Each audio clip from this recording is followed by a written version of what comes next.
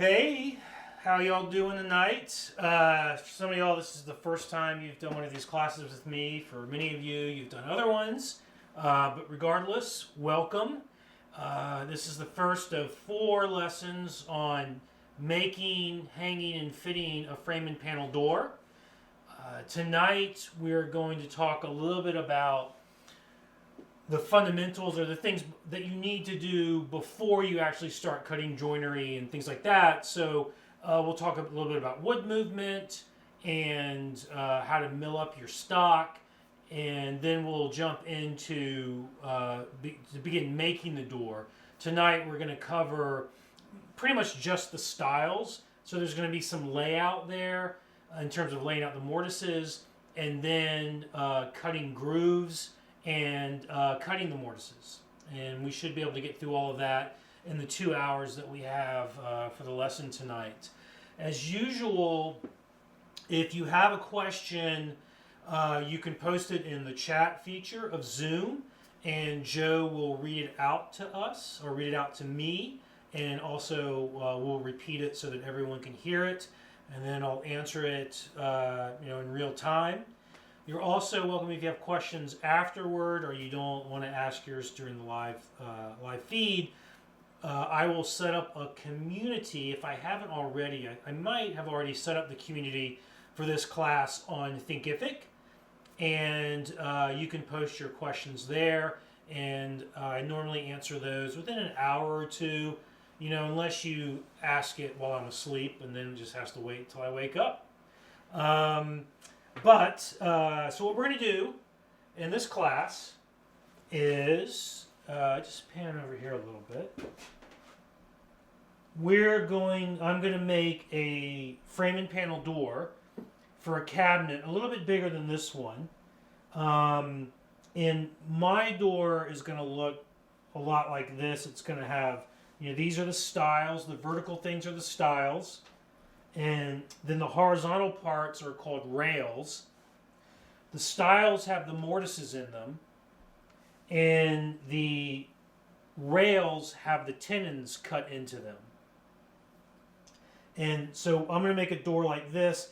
I did post a drawing of the cabinet that similar to the one that I'm making. It's a little less complicated, but I've posted that in Thinkific. And again, these are shop drawings. They're not complete measured drawings, but they have the critical dimensions that you need in order to make the cabinet. There's not dimensions there for drawers and such, because you don't really use dimensions when you're making drawers. You fit them to the opening. But so to get back on track, this is a frame and panel door, and they call it that because there's a frame and then there's a panel captured in the frame. Now this one happens to have 2 panels, and one of them is decorated with kumiko, so it's not just a really simple frame and panel door, but all of the techniques used to make a simple frame and panel door are also used to make one like this. So everything that I'll be going through will apply to a simple frame and panel door that would be 2 stiles, 2 rails, and then a single panel, like a shaker door. And so I'll cover everything you need to know. It's just that my door, by the time I glue it up, is going to look more like this than the one in the shop drawing that I provided. And I only provided a simple one because it's less to deal with the first time around for you. All right, when you really should be focusing on the fundamentals. All right, and anyways. So we're going to go through the making the door, then hanging it on hinges, and then getting the door to fit properly and have nice even gaps all around the sides. All right, so that's what we're going to be doing. The cabinet that I'll be working on is this walnut cabinet back here. The primary difference between what I'm doing and the drawing is that the one in the drawing only has a single drawer that's 4 inches tall, and this has 2 rows of drawers. The only difference. All right. So let's get started with talking a little bit about wood movement and why you need to think about that when you're making a door. All right, like a door is like a drawer, and it fits into an opening. If because of seasonal movement, the door swells and expands, if the stiles expand in their width, it is conceivable that the door would get jammed or stuck in the opening and you couldn't open it. So the frame and panel design itself is meant to address that issue in some way, because these little narrow stiles are going to move far less than a solid wood panel would. So if all you have was a slab panel here, it would move a lot across its width, and it would pose a greater threat to getting stuck. It would also have other problems. It would probably cup, and it would probably warp. The frame and panel construction more or less eliminates all of those problems. So one, it minimizes wood movement, but also it's a more stable door in that it shouldn't twist or cup. All right. So just the design of the door itself is meant to address wood movement, and this is why a lot of older furniture, like all this stuff Peter Fonsby makes, is frame and panel, because a lot of the timber they were using was either green or it was only minimally dried, and frame and panel minimizes movement due to moisture exchange, or minimizes the effect of it. And so back in the day, everything was made frame and panel because it was the way to deal with wood movement. Nowadays we do kiln drying, which stabilizes the wood better, and so you can sort of move away from frame and panel. But anyways, so frame and panel in and of itself is designed to counter wood movement, or to address wood movement. But there are some things about the material that you select that you need to be aware of to even further reduce the potential problems that wood movement causes. And to understand that, let's just briefly go through how wood moves, which way it moves the most, and how to eliminate or minimize that movement. So if we think about a tree, right? A tree is roughly round, and then there are annular growth rings, and that's what makes grain in a board. And as we know, the grain runs around. It's not always perfectly concentric, and it's not always, the grain's not separated by the same distance throughout or around the entire tree. It can vary. So that's good enough for what we're doing here. So, a tree looks like this. Now, a tree moves the most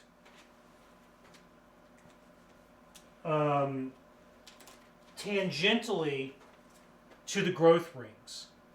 So in other words, it moves the most in a tangent. Right? So a tangent is a line that touches a circle in just one point. Right? If you remember back, that must be geometry, right? So wood moves the most tangentially, which is why flat sawn boards like this, a board like this, where if you look at the end grain, the grain lines run through it in arches. And if you look at the face grain, it's going to have cathedrals. That's a flat sawn board. Flat sawn boards move the most across their width, and they move quite a bit. They can really expand and contract, an eighth of an inch or more, depending on how wide it is. The wider it is, the more it expands and contracts. But so a flat sawn board will really change in its width as the season changes. All right, the season changes. Now, if you get a board that's perfectly quarter sawn, that means that the grain runs 90 degrees through the thickness of the board, like that. As wood moves the most tangentially to the grain, or to the growth rings, that means that a quarter sawn board is going to have the most movement in its thickness. It's not going to move very much in its width, and boards never really move in their length. It's so negligible that you don't even have to think about it. All right? And remember, the narrower a board is, the less it moves. So when you have a really thin quarter sawn board, it's moving almost nothing at all in its thickness, and it's moving even less in its width. Okay? So if you're trying to control wood movement so that your door doesn't bind in the opening, you want to choose boards to make the rails and stiles that are quarter sawn, because they're not going to be moving enough to affect the way the door fits as it goes from winter to summer to spring to fall and all that. I got those out of order, but you get the idea. So when it comes time, to pick your stock for rails and stiles, you want to get as close to quarter sawn as you can, as perfectly quarter sawn as you can. And not only will that minimize wood movement, but also the grain on that door, on those door frame, is going to all be straight grain, vertical running lines. And that is good aesthetically, because those vertical lines, those straight lines of grain, harmonize with the narrow, long, rectangular shapes of the parts. And so the door looks more pleasing. If you were to use flat sawn stock that could have cathedral and wild grain in it, all of that grain movement in such a narrow space, it competes with the shape of the stiles and the rails and is unattractive. All right, so you want to choose quarter sawn both because it has the advantage for wood movement, and then it has the bonus of being aesthetically more pleasing. All right, so where do you find quarter sawn stock? Well, if it's like white oak, they sell quarter sawn white oak, but most lumber is not sold quarter sawn. So what you can do is you can go and find a really wide or a wide-ish flat sawn board. And what you might find, if you look carefully at the end grain, is that as you get out towards the edge, it's actually quarter sawn stock out there. And then you can just cut there and use that for your rails and your stiles. Another option, if the parts are narrow enough, is to get an 8/4 or a thicker board that's flat sawn. But because it's flat sawn,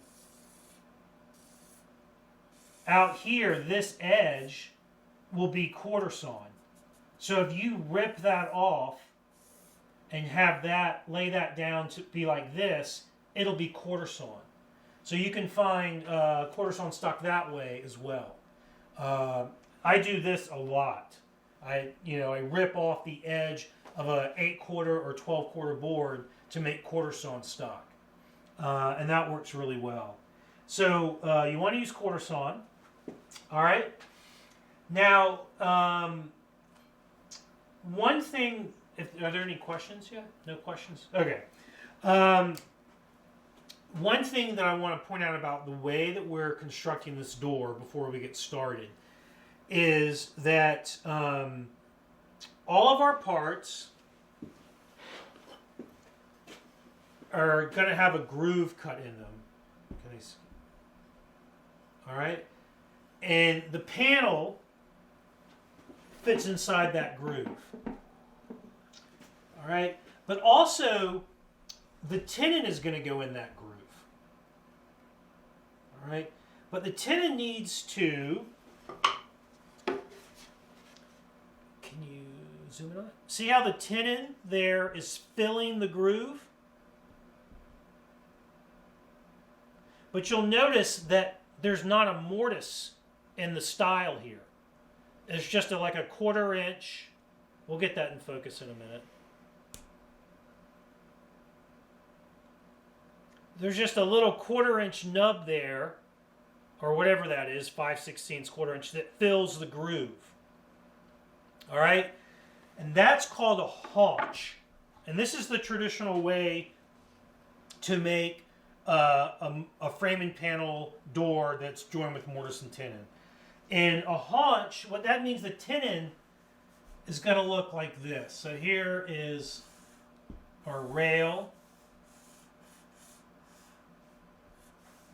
And the tenon's out here. It has a little shoulder at the top. Well, I'm sorry, no. These do not have a shoulder at the top. There's the haunch at the top, which comes out, drops down, and then you have your tenon, and there'll be a small shoulder at the bottom. So the tenon is going to look like that. And this is the haunch. Okay?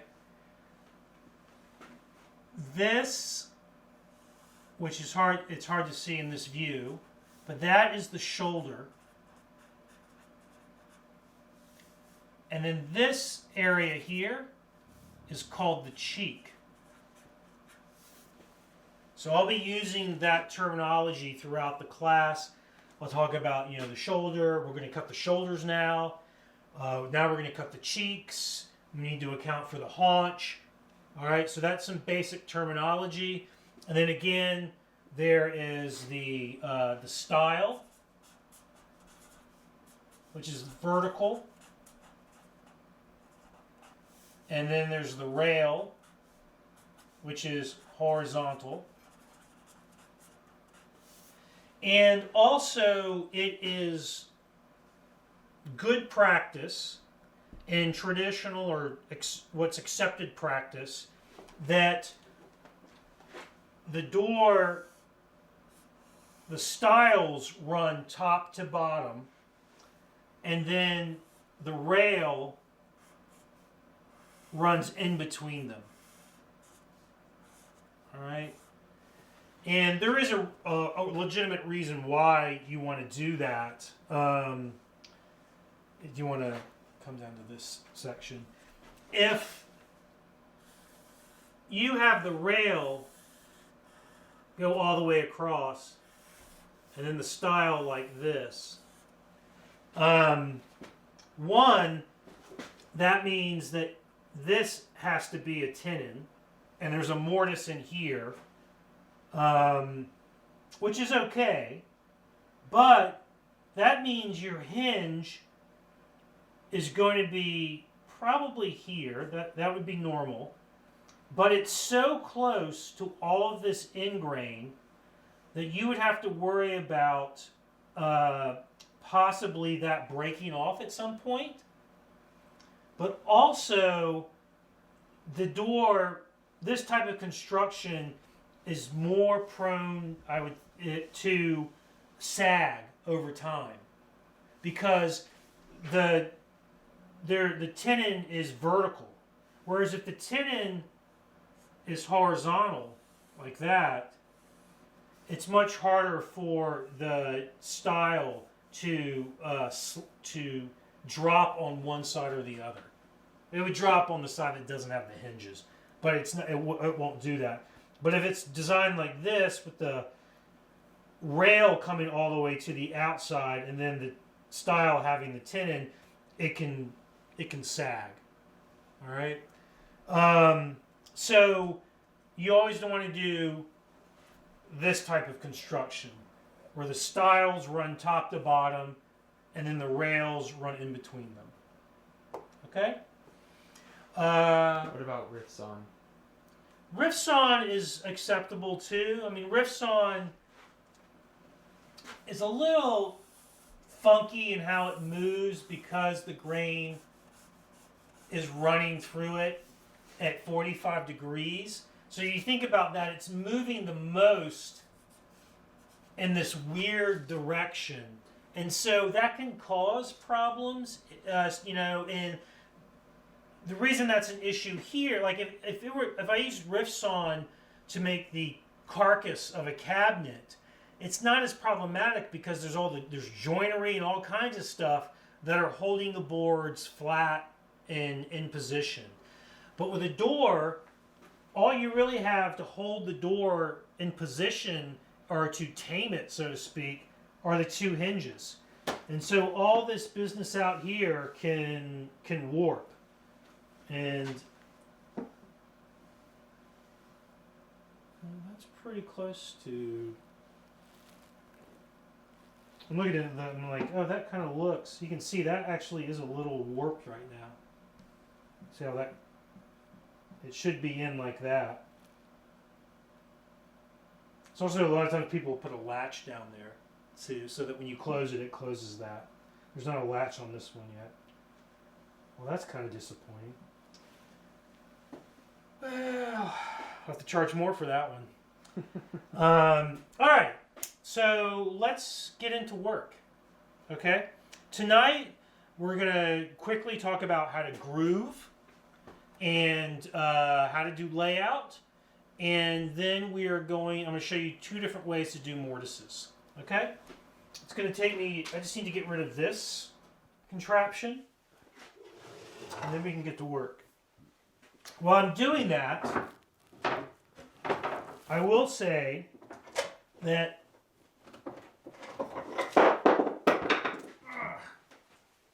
a good frame and panel door starts long before you mill any stock to make the rails and the stiles. On the one hand, it starts with selecting the right kind of lumber for it. But it also starts with case construction.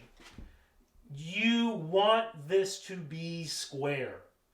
The more out of square it is, the harder it is to make that door. So you really have to, when you're making your case, do everything. You have to make it come out square, or as close to square as you can get, because it makes your whole life easier. The moment that it's significantly out of square, you have complicated things tenfold. All right, because you either are you going to make the door out of square, or are you going to make the door square but then trim it down so that it fits the opening properly, but then your rails are not going to be uniform in width. So things get way more complicated. So you do have to think about your door when you're making your case. And when you glue that case up, you have to make sure that it is square. Now, if it's a little bit out of square, and this one was a tiny bit out of square, that's why the beginning of the back is in there. Because the back is square, I put it into the rabbet, and then that squared up the cabinet. All right? But you can only do that with a little bit of wiggle room. You can't, if it's really out of square, you might as well just start over. All right. Table saw? What's that? Table saw? Almost table saw. Yeah. I guess you can move the table saw.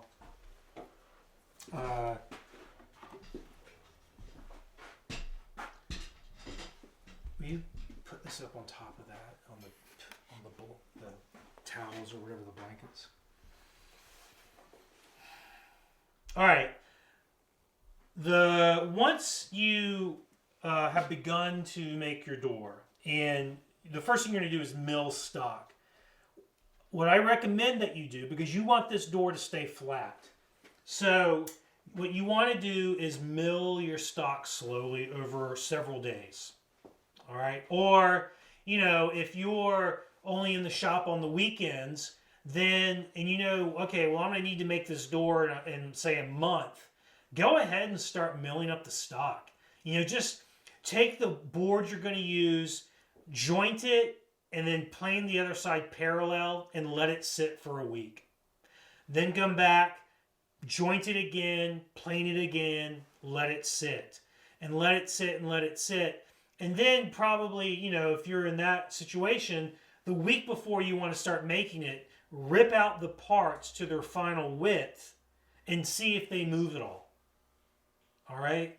So if you mill your parts slowly and take off just a little bit at a time, you will end up with stock that is more stable because you're allowing the internal stresses to express themselves, but also you're retaining enough material that you can then go back and rejoint and replane it. Okay? So that's one thing. You want to mill your stock up slowly. And like I said, I do that. For me, since I'm in the shop every day, I might say if I know that by Friday I want to make the door, then on Monday I'll start milling up the boards. All right? And then when you have ripped out your parts, so they're their final thickness, and in this case, the door is 11/16 of an inch thick. So it's down to just a hair over 11/16 so that I can hand plane them and do some surface prep. And then I rip them to their final width for the various parts. So my stiles are 1.5 inch wide. One of my rails is 1.5. The other one is online on the shop drawing. I have just 2 inches. So you would get them to their final length, and their final width. But for length, you want to have them be oversized. So, for example, here are 2 stiles for this door, and you can see that it is about 1 inch to 1.5 inches too long. It's not going to fit in yet, and you want it to be over long at this point. And the same would go for the rails. You would have them be 1 inch to 1.5 inches too long. Okay? All right. So you want to have room there. Now, in the stiles, you want room because when you mortise them, if you make them the exact right length, and there's only, say, like 1/4 inch there, which is what it's going to be, between the end grain and the start of the mortise, as you're mortising them, it's possible to blow out the end grain, and then you'd have to start over again. But by leaving the stiles long, with, say, an extra 1/2 inch to 3/4 or even 1 inch outside the final length on each end, you're not going to blow out the mortise. And those things are called horns, actually become useful when you're test fitting the door, and you can use the horns to knock the parts apart. All right. So I've milled my parts up to their final thickness, to their final widths, and to that overlong measurement. And the next thing you're going to do is lay out the mortise and tenon, the mortise locations. All right. I do this before I cut the groove because I find it easier to mark on the edge of the board when there's not a groove there. You could do it after the groove. I just find it easier, which I kind of wish I didn't do that on all these parts that I prepped. So, but I do have some stunt parts. What we need to do is figure out where, like the overall length that these need to be when they're completed. Okay? And the way to do that, right now for some reason my brain just stopped working.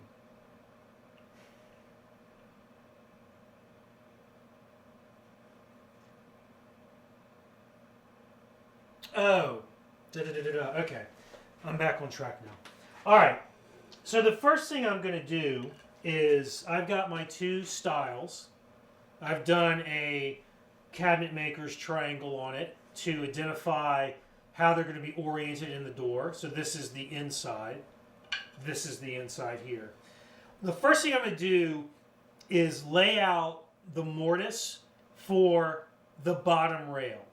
And what I'm going to do is you could turn them both like this, or you could turn them both like this. It doesn't matter. But I'm going to turn them in on each other. And I can do this on the table saw if that's easier.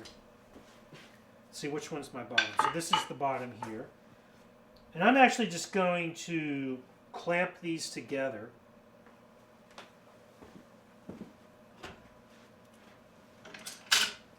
So that as I do my layout, they don't move.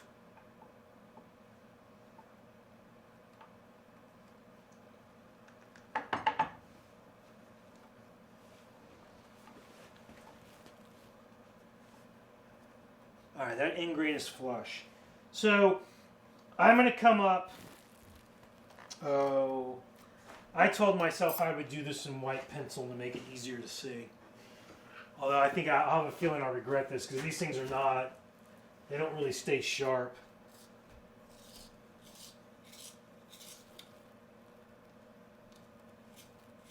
Can you talk about your custom-made pencil sharpener? It's not custom made.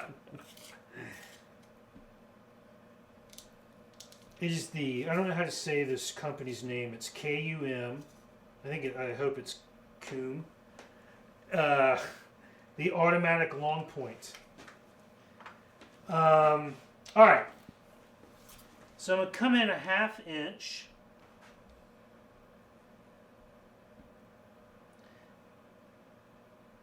Big problem with these pencils like this is that it's kind of waxy, so it gets down in the grain. And then it's never coming out. But that's all right. These are just stump parts. All right, so that line represents the bottom edge of my door. I'm going to take my bottom my bottom rail, and I'm going to put it on that line, cover that line up.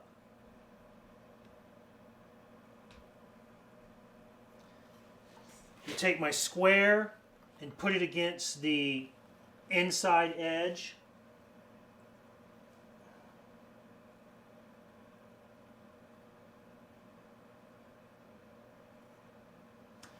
Pull the rail away and mark that line. So, including the line, this is the width of my bottom rail. And the mortise starts 1/4 inch down from there, and then 1/4 inch up from here. So that's where my mortise is going to be.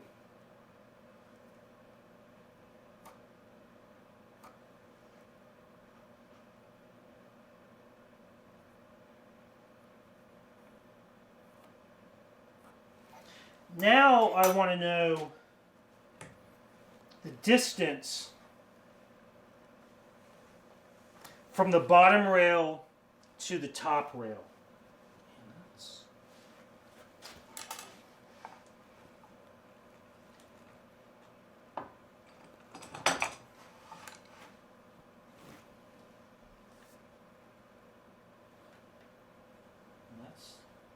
That's not encouraging. There must be something underneath one of these.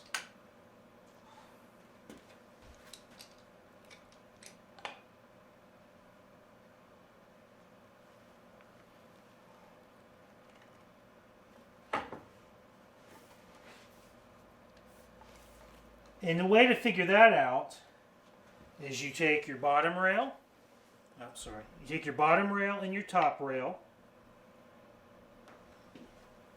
You can set them inside the cabinet.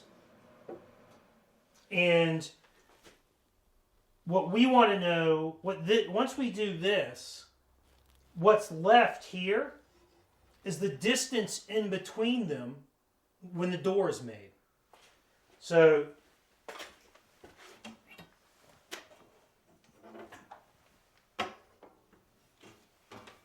I prefer to measure this with something that is rigid, like this 2-inch rule, because a tape can kind of flex, and so you won't get an accurate reading. So I'm just going to stand this on top of there and get my reading. And you want the door at this, when you make it initially, and to be just fit in top to bottom. All right? You could maybe account for a little bit of space at this point, so there's less material to remove, but you can also just make it fit perfectly. Now this is just under 16 1/8. Man, that sucks. Let's see if I can get a more accurate reading. And I'm going to do it on this side so that I can use 30 seconds first.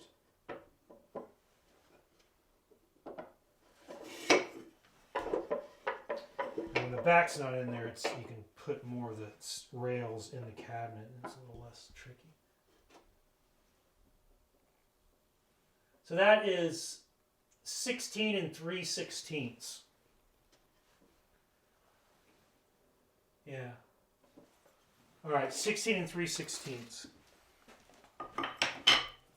So that's the distance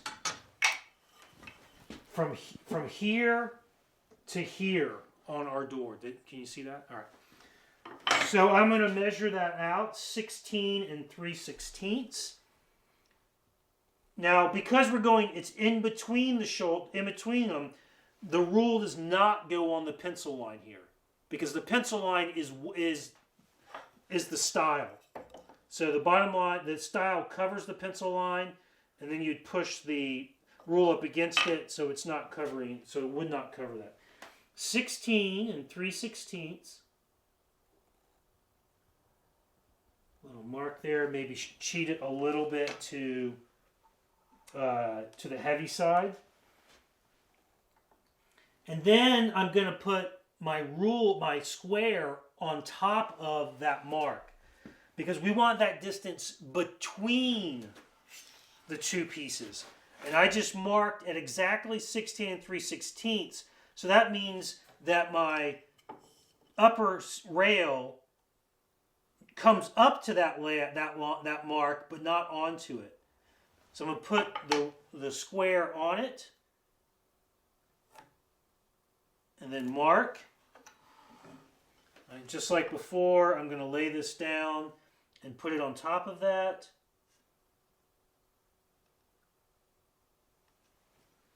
This one's a little trickier because there's not enough material to put your square on, but all right.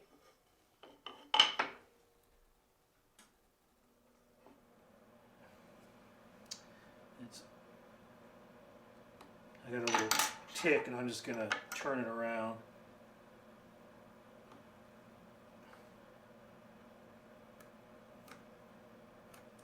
So there's the width of my top rail, and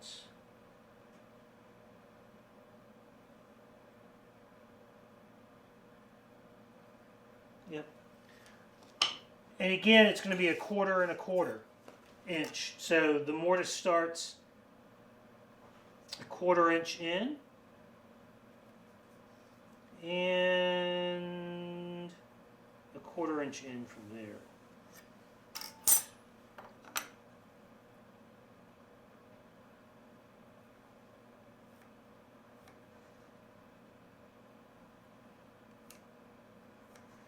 So now I know where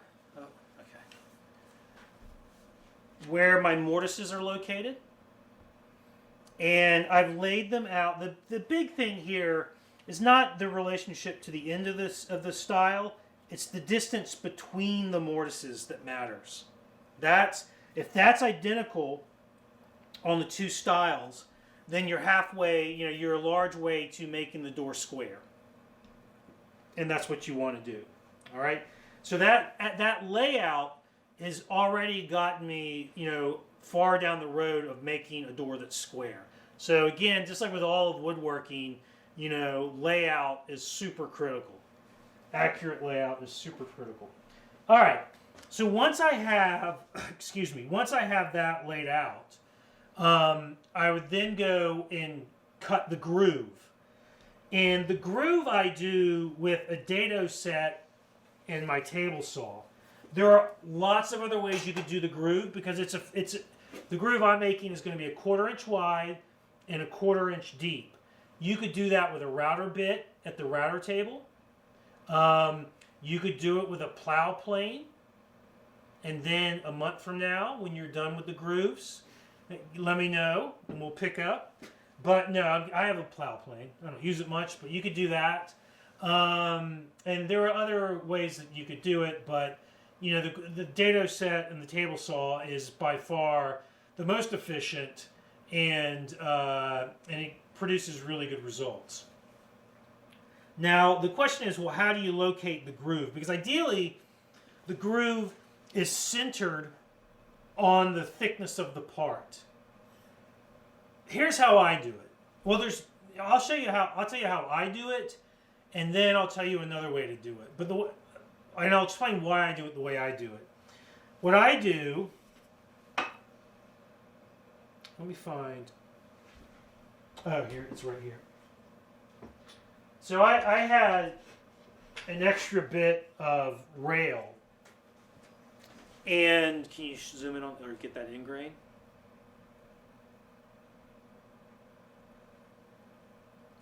What I do is find the center of the thickness, and then going off the center at 1/8 and 1/8 on either side to get a 1/4 inch. Is it perfectly centered at that point? No. But it's really, really close. And I normally, to find the center, you could take a combination square or something like this gizmo, and you just make a little tick mark and then come in from the other side. And when you come in from both sides and the pencil line is on top of each other, you found the center. That's an easy way to do it. So what I do is I lay it out as accurately as I can, and then I come over. I've got my dado stack and the table saw. Yeah, you want to move it a bit? All right.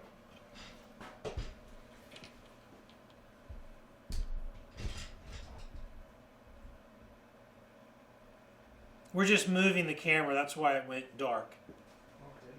Yeah. It didn't disconnect us, did it? No, because the camera's not anyways. It's the computer. All right. What's it showing? Sorry. Small technical difficulty with the... Okay. So initially, I'll just set this to my layout lines. And I'll make a little bit of a cut. You can see I was doing that here. I'll make a little bit of a cut. And then visually I can normally tell if they're the two sides of the groove are the exact same thickness. But you can also, and I looked for this for like 15 minutes earlier and I couldn't find it. And I wish I could because, I have a caliper. And I use my caliper to measure the thickness of each side of the groove.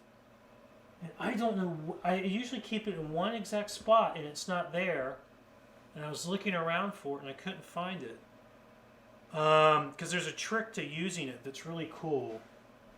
And I have no clue where it went. Not a single freaking clue. And I looked a lot of places. So what I do is essentially do a little bit of test cutting to get it perfectly centered.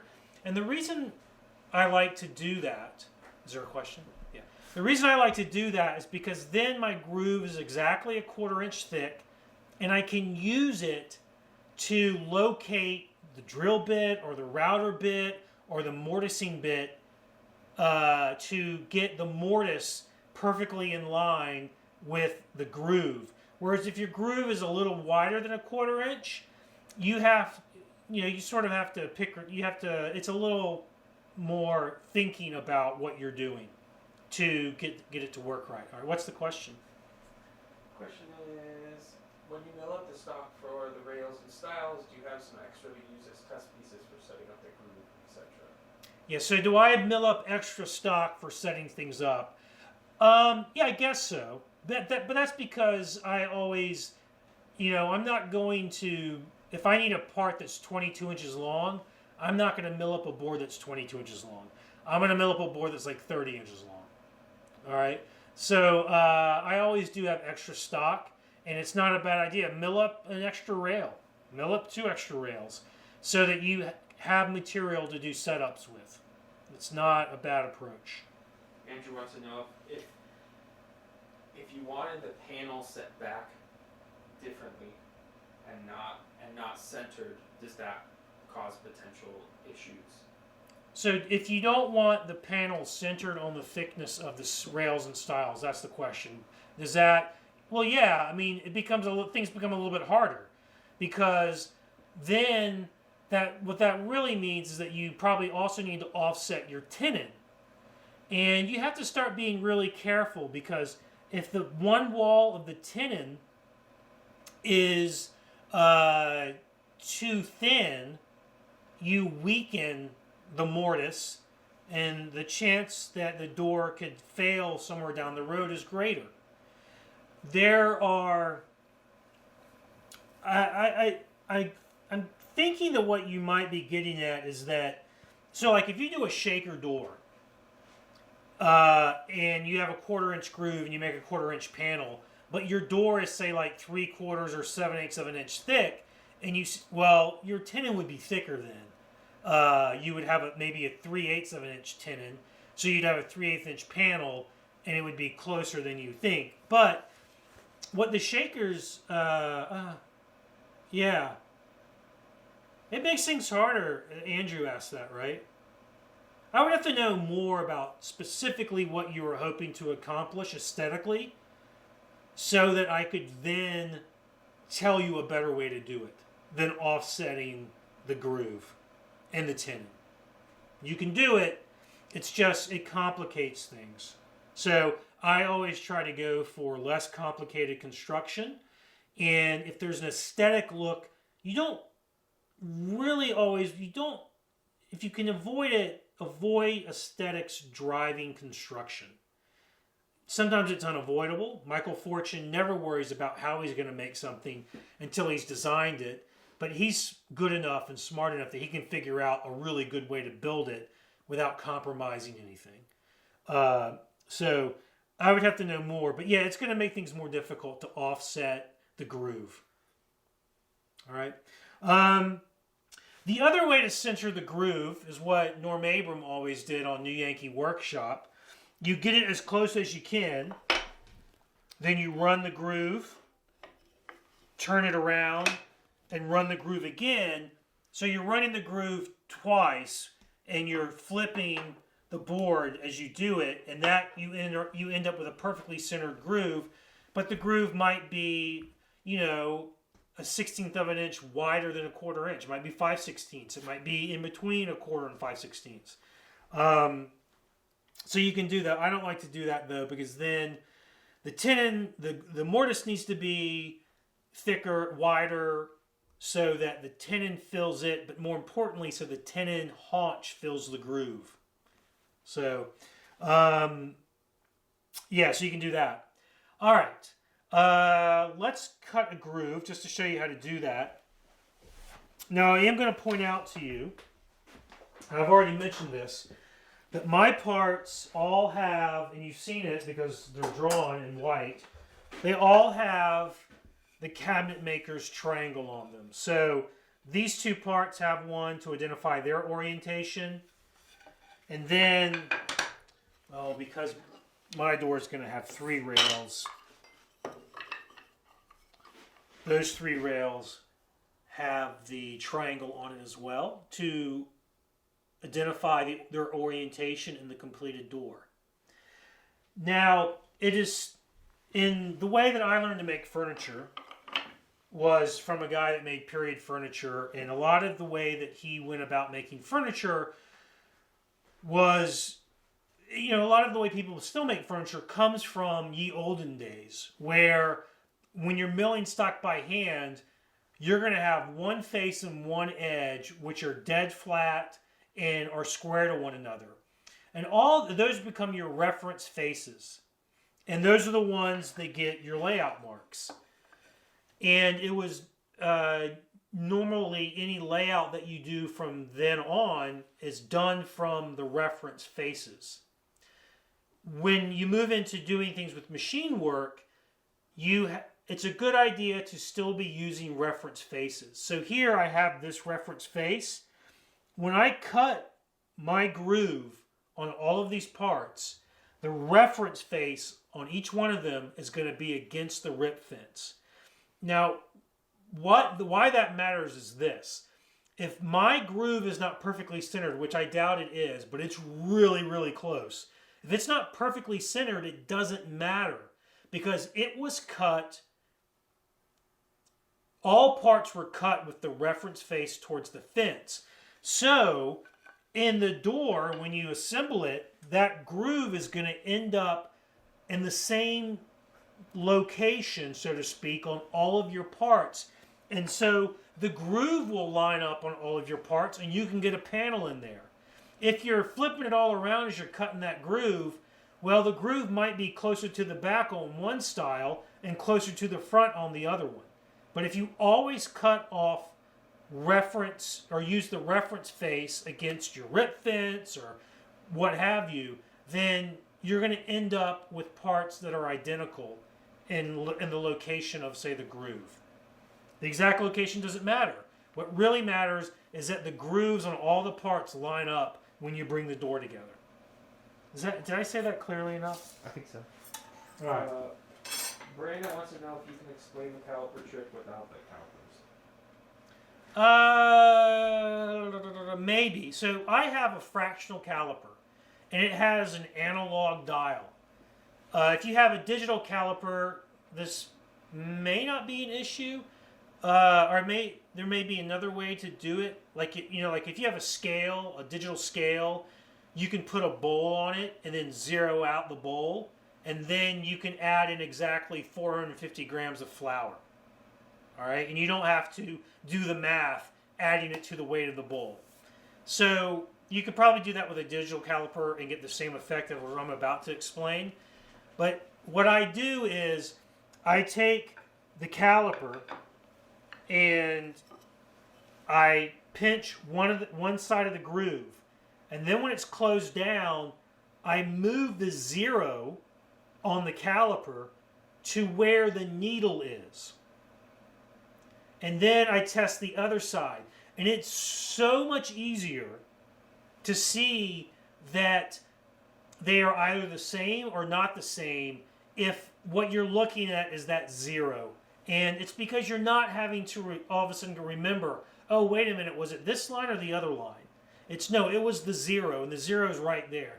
So it's just zeroing out the scale of the caliper so that as you test the two sides, what you're looking to is to get to zero rather than some random number that you may have trouble remembering. I guess that explains it, right? Zeroing out. All right. So I'm just going to run grooves on these two styles that I have. So if this is the first time you've done one of these classes with me, normally when we get to like doing stuff, I explain what I'm going to do. We turn on the machinery, turn on the dust collection, I do it, then I stop, and if we're moving on, I'll start to explain the next step, or if there's questions, I'll answer them at that point. So I'm going to suit up in my protective gear. We're going to turn on the dust collector, and I'm going to make these two cuts. There's this. It's not plugged in. Oh, okay, let's plug it in. You didn't need that plugged in yet anyways. You can just Uncle Fester it and put it in your mouth.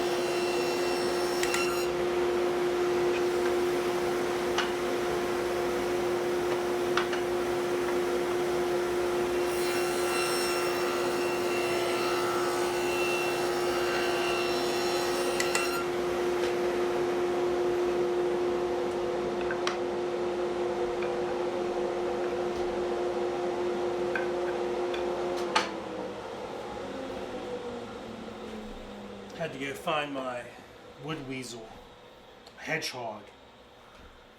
That's what this is called. These are really good, the hedgehog. Featherboard. All right, so cut the 2 grooves, and like I said, my reference face was against the rip fence for all of those cuts. Any questions, Joseph? All right. So no questions. I have my layout lines for where the mortise is going to be.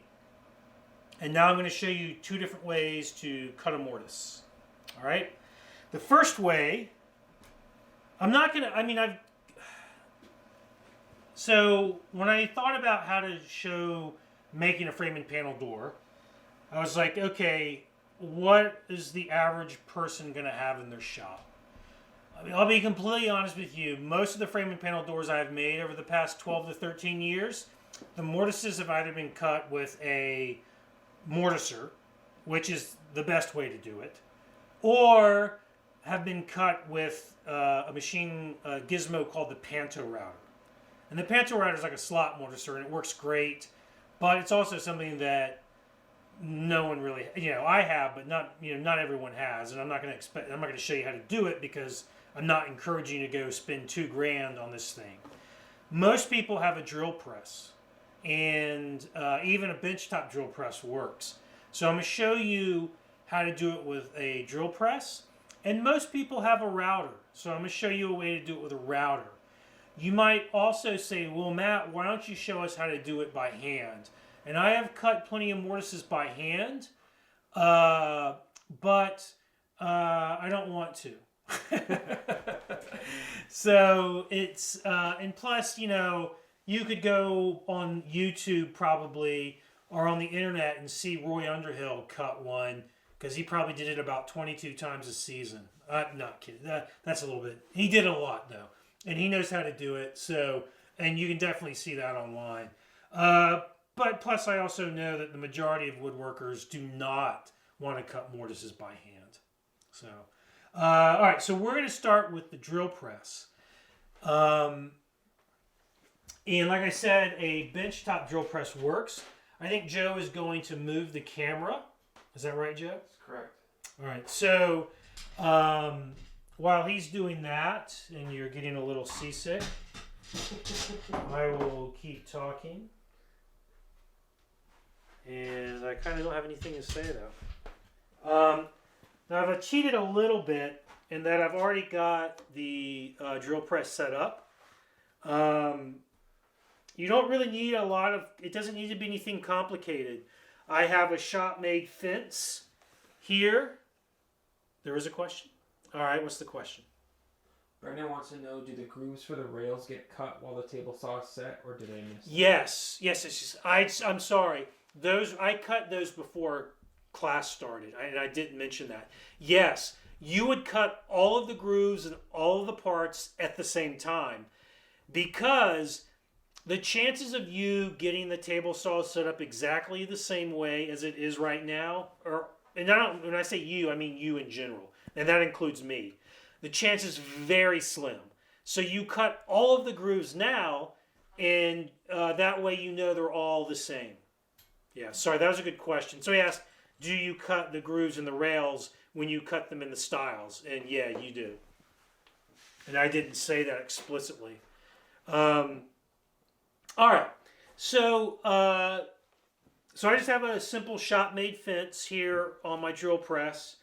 It's important that it's square to the table and that it's straight along its edge, along its length.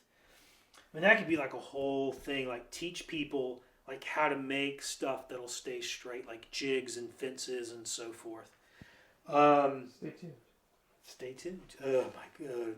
I keep telling Philip Morley he needs to do that because he's the wizard of jigs. So I'm going to take one of these stiles, and what I did was I put in a 1/4-inch Forstner bit, and a Forstner bit is good here because they cut more cleanly, but also they cut a flatter bottom. If you look at like a brad point bit, the point of the brad point goes further away from the bottom of the bit than the centering port bit or spur of a Forstner bit does. So you get a flatter bottom, which is good. And they also cut cleaner. Do not use a twist bit. Now I know it's in a drill press, and so in theory a twist bit's not going to wander, but twist bits wander. So don't use a twist bit. That's the kind of bit you would use for metal, right? So if you don't have a Forstner bit, use a brad point. But really, a 1/4-inch Forstner bit is pretty easy to find, especially nowadays in the world of the internet. Excuse me. Joe's really boring me to death tonight. All right. I put the Forstner bit in, and then what I would do is put the Forstner bit in the groove, and then just move the fence up to that and lock the fence in place. All right. I think I should spin this around a little bit more, or maybe if you come around a little more You like. can see it. I'm like lined up right on it. Okay. Might want to turn on the light and plug in the drill press. Do not want to turn on the light. Unless you can adjust the exposure. Yeah. Okay. So many power cords. I don't normally have my drill press in the middle of my floor. Liar. And where it is, I have an outlet specifically for it. So now it's just a matter of drilling this out and then going back and cleaning it up with a chisel. You have your layout lines, and when I do this, I'm not too fussy. The bottom one you're going to come back to with a chisel. So you just come a smidge inside your layout lines. Oh, and I set my depth stop so that I get a mortise that is just over 1 inch deep from the edge of the board. So not from the bottom of the groove, but from the edge of the board. It's just over 1 inch. And the reason I do just over 1 inch, my tenon is going to be 1 inch long. And by making the mortise a little bit deeper than that, you don't have to fuss as much with the bottom of the mortise. Sometimes, like with a hollow chisel mortiser or with a drill bit, if you go to exactly the depth of your length of your tenon, you have to get in there with a chisel and clean crap out. If you go a little bit deeper, you don't have to do that. So I go a little bit deeper. Maybe a 1/16 of an inch at the most. It's not much. All right. So I'm going to drill this first one out. And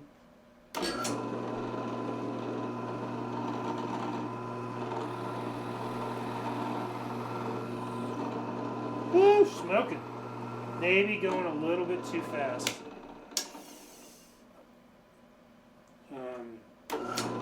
But we're belts, so I'm not gonna.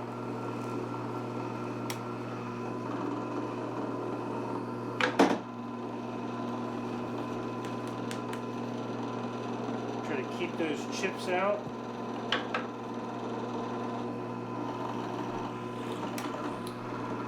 Initially, you can I put just a tiny bit of space in between them, in between the holes.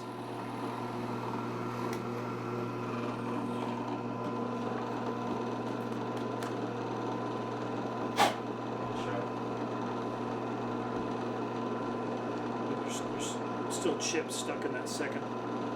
So, this mortise is so short, or so, I'm going to get 3 holes in.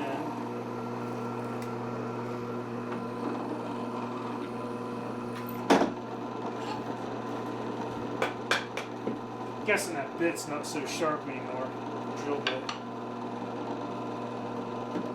I'm going to make sure I got down. Yeah. Now I'm going to come back and drill the webs out in between my holes. This is something you could not do freehand with a handheld drill. It's still kind of tricky even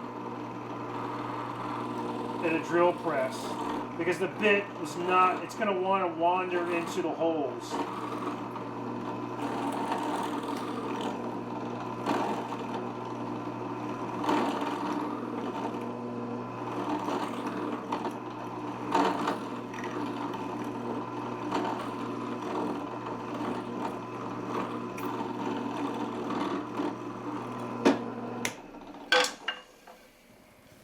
I do think that you could put what's called an end mill. It's sort of like a router bit. You could put an end mill in the drill press, and then you would be able to go back and forth like that. I've never tried that though. All right. Now I'm not going to spend time doing the other one, but what you would do is you would not turn it around like that. You just slide it down, and you keep that reference face. You keep the reference face against the fence. And so that means you have to slide the style down and do the next one. You cannot rotate it end for end because the fence is set up with the assumption or with the understanding that the reference face is against the fence. All right, but I'm not going to do the next one. We're gonna go and talk about cleaning that up. But if we look at that now, it's actually in pretty good shape, and all we're going to really need to do is square up the ends. You don't have to square up the ends. You could round them over, but round over your tenon, but I find that to be way more tedious. So we're just going to square that up with a chisel, and then we'll talk about the router. Are there any questions, Joe? No. No? You mean the router? The router?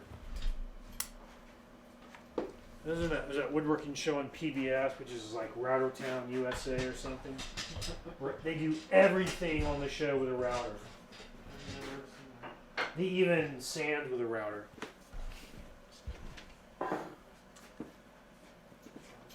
They don't. But yeah, they do everything with a router. I'm not passing judgment one way or the other, but they do everything with a router. All right. You do want to clamp this down or something. I would not put this in your vise because you're pushing down and there's really nothing beneath it. That's really where you really want the support, is beneath the style. So I just put it on top of my workbench and then clamp it down. So look at that. This 1/4-inch chisel is just a smidge wider than that 1/4-inch groove. Drawer beneath that. And it's probably the second chisel in, yeah. No, second chisel from the front. That would be a 5/16. That's a 3/16. Yeah. That's why you got to put them in there so they're in order. So you gotta. I couldn't see that from here. All right. That's a demerit. So I'm going with a slightly narrower chisel. And what I'm going to do is just square up the mortise. And you don't want to do it all at once. So you work your way back to your layout lines. And you see I don't even need a mallet. Because I'm just taking off a little bit at a time.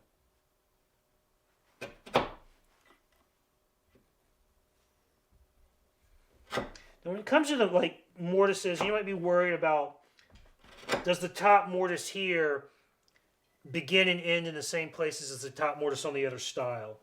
Well, the truth is the top of the mortise doesn't really matter. The bottom of the mortise is somewhat critical, because if it's a little bit lower than on one side than the other, then your rail is going to be a little bit out of square. So what you would do is you could clamp the two together and do them at the same time. And when you get down to that bottom, you could put a square here and make sure that you're right there on both of them. All right. Now this one, I did not get as close to the end of the mortise, so this one will take just a little bit longer.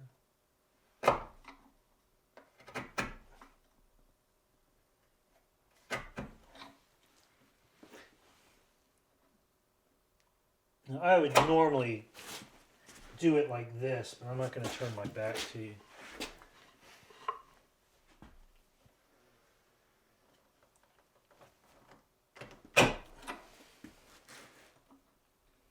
You do want to, keep an eye on how vertical the wall is that you're paring. It's because of the way you definitely don't want to go back like that. It's more, and that's maybe a little bit less likely if you're just paring. It's more likely that the mortise would not be as wide down here as it is up here. And that's a problem when you go to fit your tenon.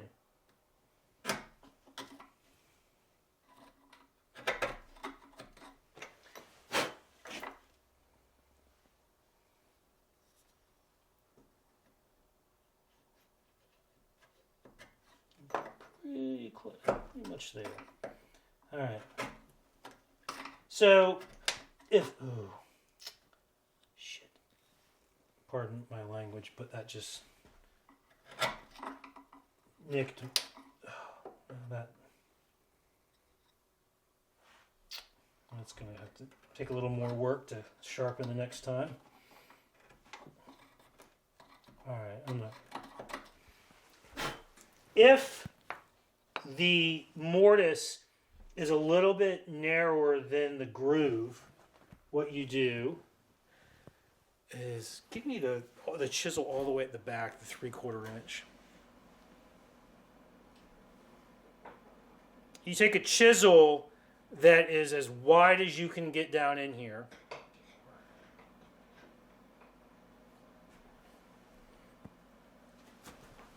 And you just come down the side of the mortise, and you make the mortise match up with your groove.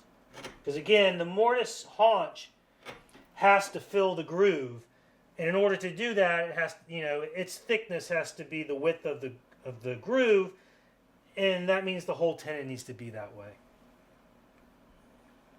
Yes, in theory, the tenon could be thinner, but why on earth would you make so much work for yourself? All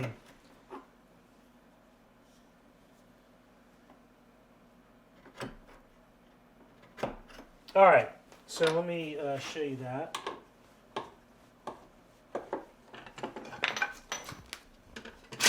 You clean it.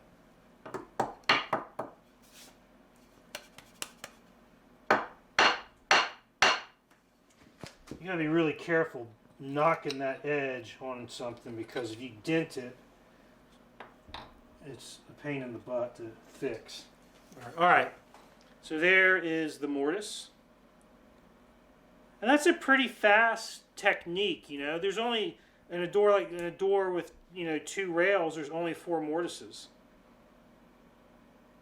And it's square, it's deep, it's a good mortise. All right? So that would go pretty quick. So that's one way to do it. All right. Any questions before we dive into the next technique? No? Okay. Okay, kids. Sleepy time at Matt's. It is sleepy time at Matt's. All right. What's that piece of cherry from? So now we're going to jump to the router technique, which you need a plunge router for. And most people nowadays have a plunge router. I'm going to use a I guess now there are like 4 sizes of router. There's a trim router. There's the big Daddy-O router. It's like a 3 horsepower beast. Those are the 2 ends of the gamut. And then you have the second most powerful and big is what used to be called a mid-size router. It's like what they call a 2 1/4 horsepower router, which if you know how to calculate horsepower based on watts and things like that, you know that it's not 3 horsepower, and you know it's not actually 2 1/4 horsepower. It's like physically impossible to get 3 horsepower out of 20 amps. Gosh, I hope I'm right about that. I am, but I know it's anyways. But the type I'm going to use is the most recent sort of type of router they've come out with, which is sort of like that 1 1/4 horsepower motor, and I have the DeWalt one. The DeWalt, what is it, 611, something like that? 611 PK plunge kit. Yes. That's the size I'm going to use here. You could also use like the 2 1/4 horsepower size router as well. Okay. Now, when I was thinking about how to show you all how to do this with a router, I struggled a lot to pick the right technique, because there's a lot of different ways to do this. And by a lot of different ways, I mean there are tons of different jigs that people have designed and made to route mortises. And some of them are really simple, like Wood Magazine. I think it was Wood Magazine, or it might be Shopsmith, has a really simple one. There's some on YouTube that are really simple, and they're kind of self-centering, and they just kind of pinch around the style, and then you route it. And then there are some that are a little more elaborate, like the one that Michael Fortune used for a long time before he went more to a panther router and a traditional slot mortiser. And that one you can find in Fine Woodworking Magazine. I actually edited that article. It's a really good design. Then there's also, which is the one I'm going to recommend you take a look at if you want to use this technique often and you want to be able to route styles in different sizes. Oh, we need to take a break, don't we? Is Philip Morley. Philip Morley, Morley. He calls it the Morley slot mortiser. But it's not really a slot mortiser. It's something akin to what I'm going to show you. He sells plans for like $10. And Philip, like Michael Fortune, has an amazing mind for designing jigs and fixtures. It's a tremendously well-designed, well-thought-out mortising jig. And it accommodates styles of different thicknesses and mortises of different lengths. So it's really nice, and it's got great work holding worked into it and everything. So if you Google Morley slot mortiser, you will, it's just called the Morley mortiser. You'll find it. It's only $10. I'm going to show you something similar, but honestly, most of the doors that I make have stiles, rails and stiles that are 11/16 of an inch thick, and the stiles are 1.5 inches wide. So my jig that I'm going to show you is sort of designed to accommodate parts those sizes, and a lot of the jigs that I make are designed for a specific purpose for a specific part. I don't really do universal jigs, so this is a little more catered to but the thought behind it is the same, and the general idea is the same. No matter what fixture or jig you're going to use, the general idea is the same. You're going to plunge and route a little bit at a time, and then you're going to go back and square it up. And like I said, I recommend the Morley mortiser. That's what I would tell you to go get the plans for that and make that. All right, so we're going to take just a really quick break so we can change out batteries. So what we're going to do is, do we have to disconnect again? No, we just turn off the video, right? We're going to turn off the video. Are there any questions? Video and audio. Nope. So I'm going to leave on the audio, but we're just going to quickly change out the battery. Hey, we're back. That was less than 5 minutes.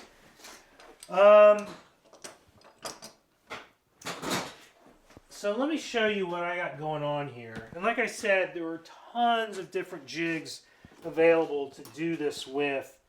So you don't really necessarily have to use mine. And honestly, I thought about, well, should I walk them through making it? I'm like, oh my God, there's a lot involved in making this. Which is why I say you should get the Morley mortiser, because he sells plans. They're very thorough and clear. I don't have plans for this. What I have is, so this guy here, and it's a piece of 1/2 inch MDF on top, and screwed to it is a piece of 3/4 inch plywood. So it makes like a T shape, okay? And on the front of the vertical piece, there are 2 clamps that hold the workpiece tight against the fence, or I guess that's a fence. And then there's this piece here, which has slightly oversized holes in it. And that gives me just enough room for the parts that I work with that I can fit them in and then push this tight up against the bottom of it. I don't know if this is going to fit in there.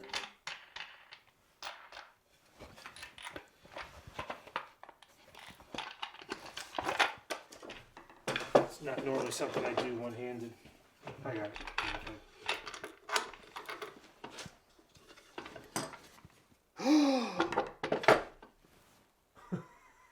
I had, when I put that on, I made a new one, and when I put it on today, I had the bottom rail in there instead of a stile. I'm going to move those. I got to move that real quick. Hey kids, that was really stupid of me. But you can see now, so the clamps clamp the stile against the fence. But because you're plunging down, you want something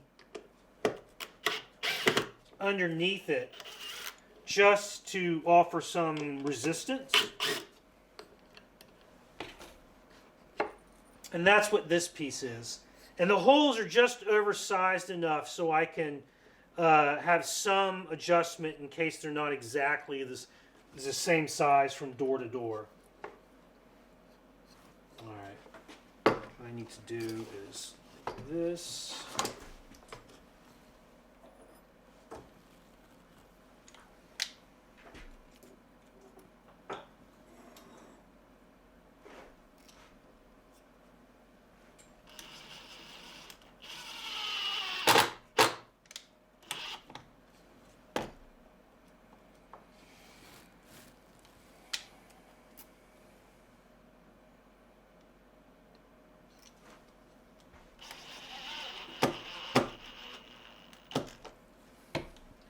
It's like I can put a drawing of this thing on the website for people to look at.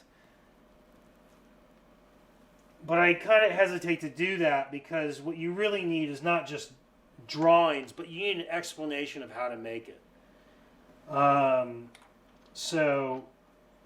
And that is, a whole thing unto itself, a whole nother kebab, So that's going to give me support from below.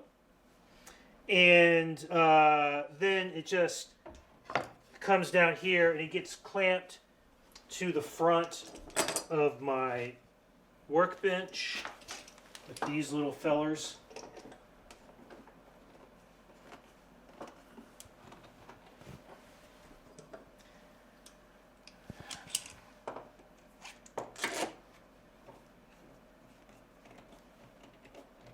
All right, so let me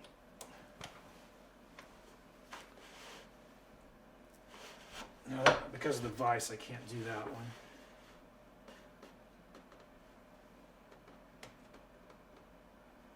So I'm going to do this end. What? Okay.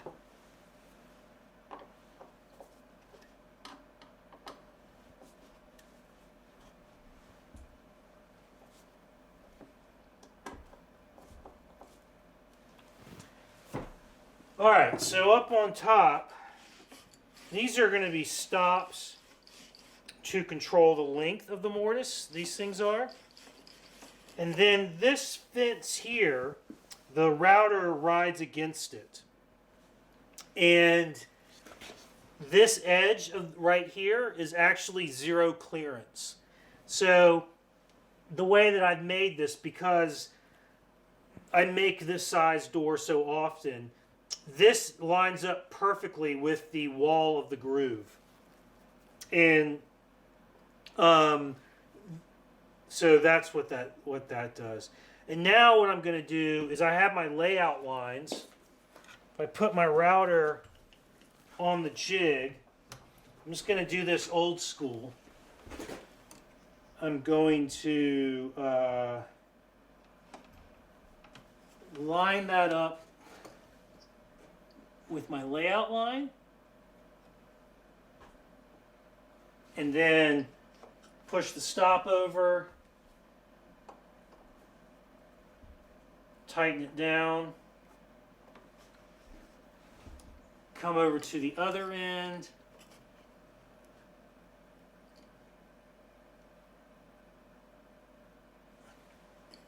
bring the stop over, and tighten it down. So now I've got the router set up in terms of the distance it's going to travel. The only other thing I need to do is set the plunge depth. In order to do that, I'm going to first bring it down. It's now touching the top edge of the stile. And what I'm going to do is just put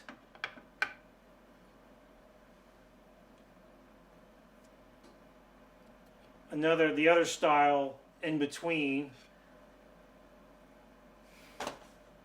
That's not what I want to do. I'm stupid. I want an inch deep. So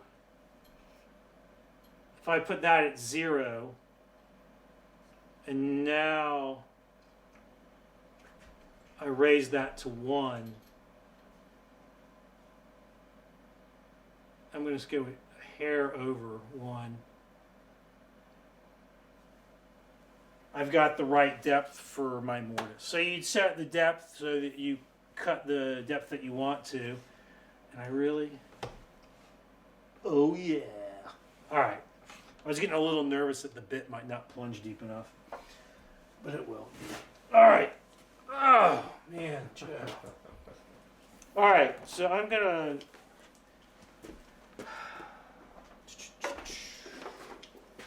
Is my router off? Yes. Plug this in.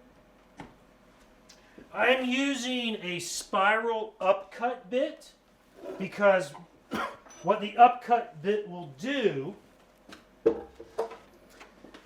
it will bring the chips up out of the mortise. All right. Now,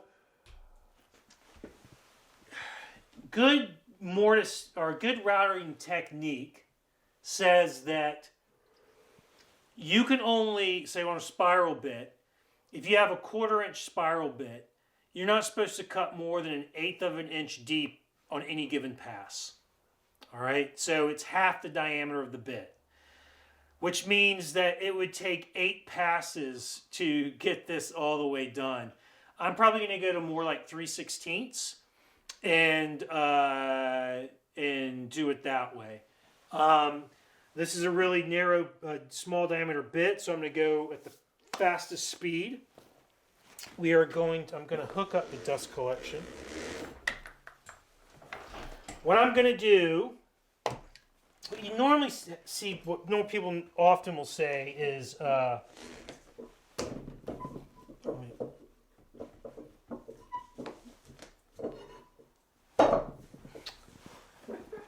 stupid hose, that you plunge all the way in. Why is that not going in? Is it hitting something? No. The hose is just enough resistance that it's not gonna. Stupid. I'm gonna sue Rockler. That hose just gives me so much grief. All right. That you plunge at one end, then you go down and you plunge at the other end, and that's like you do that with a hollow chisel mortiser. But I actually think it works better if you just take a full pass, a full pass, a full pass until you get to the final depth. And I've come to that conclusion after doing a lot of mortises and slots in the last year with a router. Can you read those before you get going? Yeah, all right, so I'm going to read some questions here. Right here. All right, so, yes, someone commented, Philip Morley now uses the Panther router. Yes, he does, but that doesn't mean you need to have one. The Morley Mortiser Gizmo is great for 99% of the people who need to make mortises. He's doing more complicated things. Then David asks, or comments rather, seems you need to be pretty precise on the machining of the groove so it aligns with the router jig, unless I am missing something. You are not missing something, which is why I told y'all to use the Morley Mortiser, because it does not require that level of precision and milling and so forth. Like I said, I make doors this thick all the time, and I am able to get that groove to line up, so it works for me. But it is not something that I would recommend for someone who's just starting out. But don't somehow think I'm showing you something that you can't do, because I am showing you something you can do. The jig that I'm using here, like I said, is easily replaced by the Morley Mortiser or the one that Michael Fortune had in Fine Woodworking Magazine. It's the exact same concept. So with more adjustability, all right, which would be good for most people, but for me, I don't need it, so I don't have it. All right, so yeah, but anyways, that is correct. And then someone asked, what bit am I using? I'm using a 1/4 inch spiral upcut bit, solid carbide spiral upcut bit. And like I said, that will eject the bits upwards. A down cutting bit tends to push them down. So upcutting pulls them up out of the mortise, keeps the mortise clean. It makes it easier to route. All right, I'm gonna put on my dust mask, put on my hearing protection, and sit down while I do this so that I can see better. It is, of course, really important that the router stay up against the fence. All right. Now the router bit spins in this direction. So we want to route in that direction. Because if we route in this direction, we'd be routing with the rotation, and it would be harder to control the path of the router. So going left to right. So we're going left to right. So I'm going to go left to right, come up, go back, plunge down, left to right, come up, like that. All right?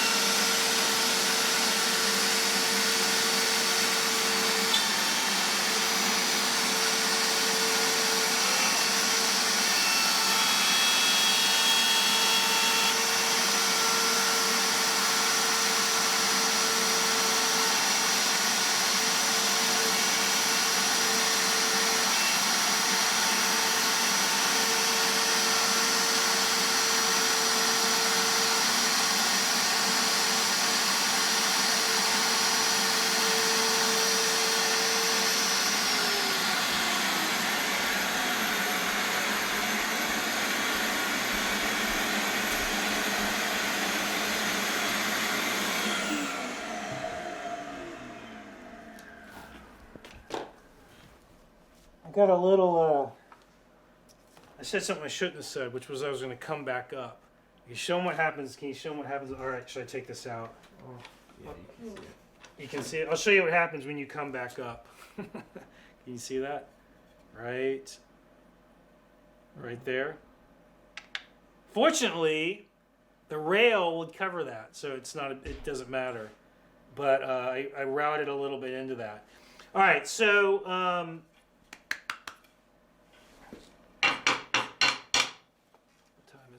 look at that time. All right.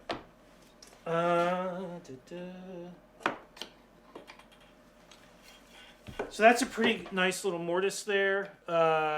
All that would be left to do is to square it up. Okay. And because the mortise at the top and the bottom are different lengths, what you would do at this stage is take the other style. In this case, I already did the top. And you would do the top one because you have the stops already set. You would, it's not, I guess I could open this up more.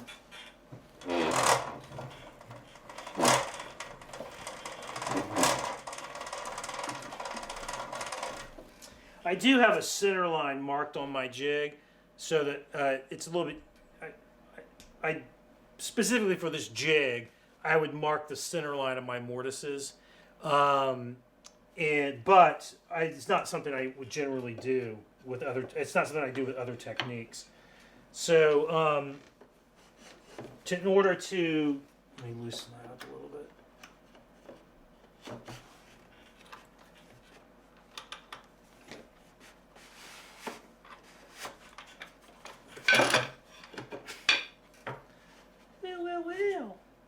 All right. So in order to align the part now. Oh, come on. Jeez Louise.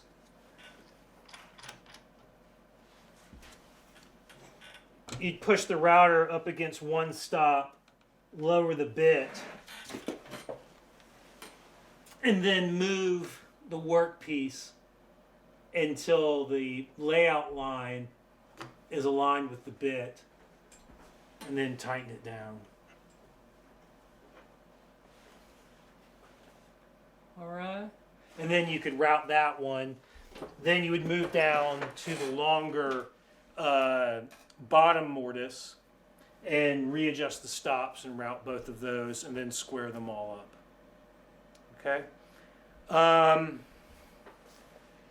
So that's two different techniques. They're similar. They're just, you're using a different tool to hog out the material and then a chisel to square up the ends. And that gets your stiles to the point where you can now move on to the rails and cut the tenons. All right. Do you have any questions about either technique or about the wood movement and things like that? Or anything else from tonight? Or questions about the class generally, like where we're going and so forth?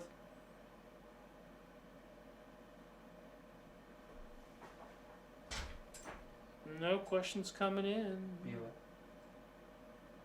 Bueller? How many people do we have here tonight? 11 right now. Is that 13? Okay. There's a lot of people that watch these things on demand later. Both are great examples, and we're still awake. Thank you for telling me that, Morgan. For the router technique, any thoughts on doing it on a router table? So someone asked if you could do this on a router table. You can do it on a router table. I mean, I know that's been. I forget which magazine showed that, but excuse me. Oh, you can do it on a router table. It's a little tricky because you can't do it at full depth, so you have to make passes just like this, and you're having to lower the workpiece down onto the bit, and then it's like, but you don't want to route past the end of your mortise, so it gets a little tricky on like where exactly do I drop it down, and do I need to go back and clean up more? Because if you're lowering it down and the bit's like this, you will route in some sense like an arc for the one end of the mortise, and you can't leave it like that. So you're going to have to come into the mortise more to make sure that as you are arcing, the highest point of that arc does not go outside since your layout line. So yeah, you could do it.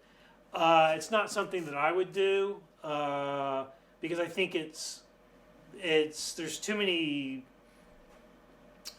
things to figure out to get it to work right, and this is much easier.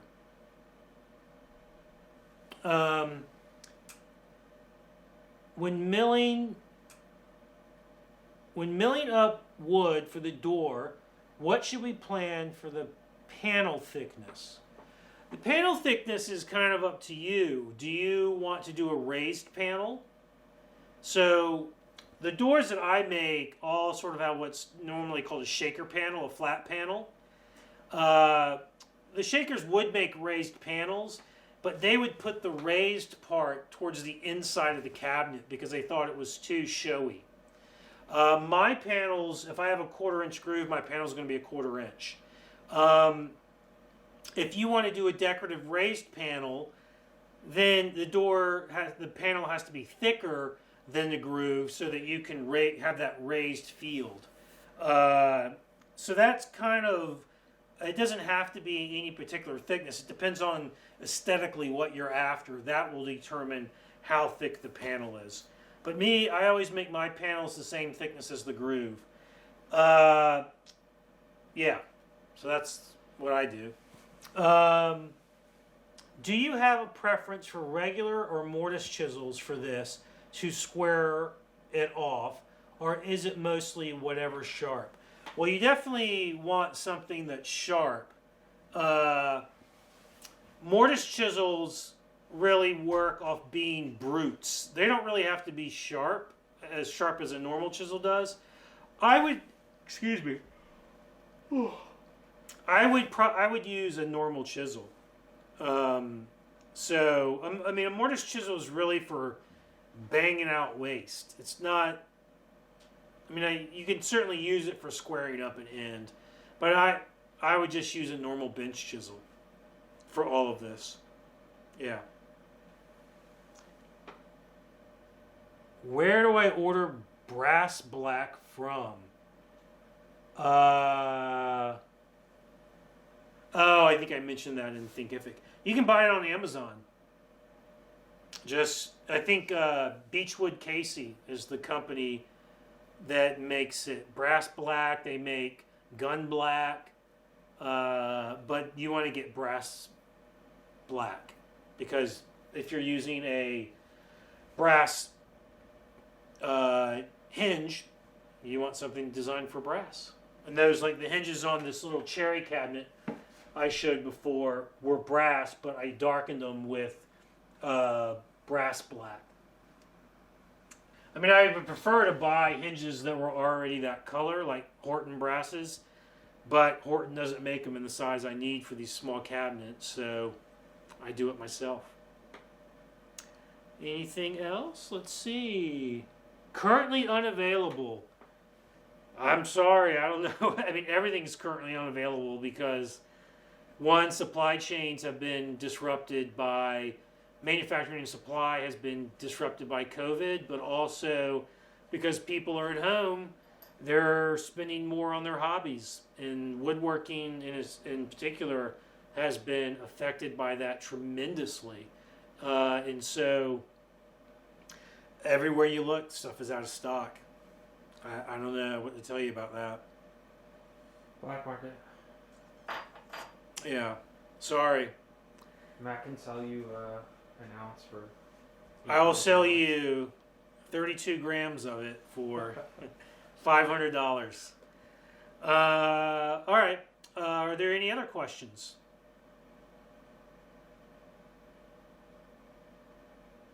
No? Okay.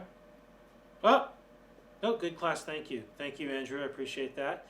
Well, I hope the first class was enjoyable and informative. Next week, we will cut tenons, and I'll show you two different ways, like I said, with a table saw and a dado stack, and then with a mix of table saw and band saw. And we'll talk about fitting the tenons and like test fitting the whole frame together. You want to make sure it's square. You want to make sure nothing is being forced together and you're bulging anything out. So we'll cover all of that. And also we'll talk about fitting the panel and gluing up the door. All of that's next week. Excuse me, I'm really sorry. I'm yawning tonight. I apologize for that. It's been I got up at 6 this morning. I've been working since about 6:30. So it's been 14 hours. Wah. All right, well, if that's it, Morgan, I'm glad you enjoyed it. Same with you, Rob. We will see you next week. In the meantime, if I've not already set up the community, I will, so that people can ask questions in between classes. All right. Rock on. Have a good weekend, everybody. Have a good life. See you later. We'll be seeing you around. Have a great life.